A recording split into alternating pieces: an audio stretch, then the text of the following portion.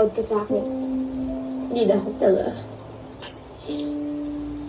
Hindi ka naman masaya. Alam mo, ang labo mo.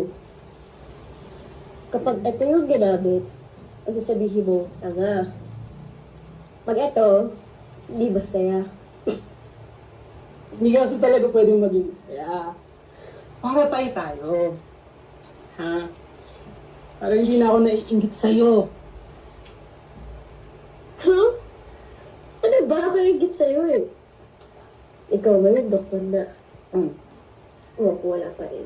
Eh, hindi naman ako nangiyakap ng diploma ko sa gabi. Naingit ako sa'yo noon pa kasi every time na nakikita kitang nawawasa, pakiramdam ko it was I was missing out on something that matters more. Kasi wala ako nun eh. I guess sa